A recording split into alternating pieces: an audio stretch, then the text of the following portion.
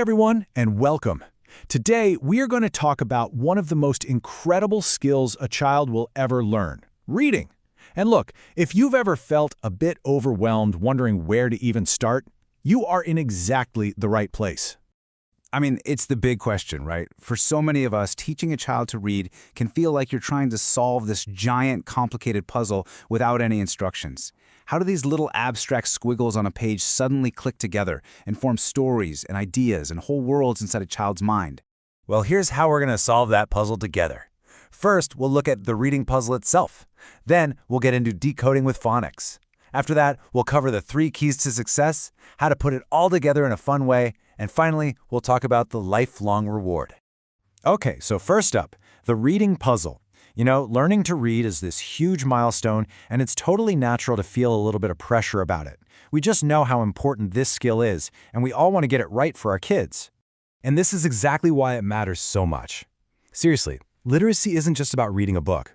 It's the master key. It's the key that unlocks every other subject, every future opportunity, and a whole lifetime of curiosity. Getting this right from the very beginning sets a child up for success in literally everything that comes next. So, how do we give them that master key? Well, the proven solution is decoding with phonics. After decades of debate on what the best approach is, time and time again, research shows this is the single most effective way to teach a child to read. At its core, phonics is actually pretty simple. It's all about making that direct connection between a letter and the sound it makes. Think of it like teaching a kid the secret code of our language. Instead of trying to memorize thousands and thousands of words, a child learns how to decode them piece by piece. And right here is the crucial part. We're talking about systematic phonics. This isn't just random. It's about teaching those letter-sound relationships in a really logical order, building from the simple stuff to the more complex. This empowers a child to sound out words they've never even seen before, which is a world away from some of the older methods that basically encouraged kids to just guess a word based on a picture. All right, so we get the why. Now let's get into the how. Okay, let's dive into this. The 3 practical keys to success. This is where the magic really starts to happen. First, start with the sounds. Before you even worry about the letter B, focus on the B sound.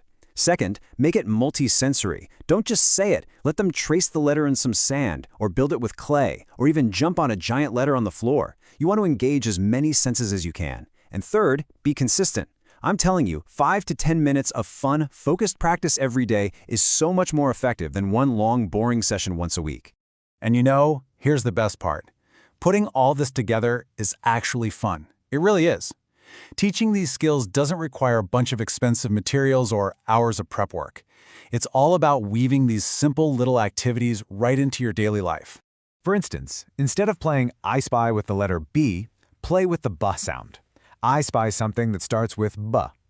You could use magnetic letters on the fridge while you're making dinner. Or maybe pick a sound of the day every morning. It's these small, playful moments that build a really powerful foundation for reading. And all those little games, all those fun daily activities, they all lead to this, the lifelong reward. This is the ultimate goal, right?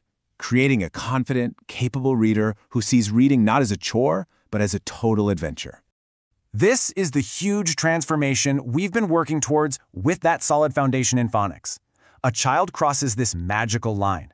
They stop struggling with the mechanics of learning to read, and they start reading to learn about anything and everything they could possibly imagine.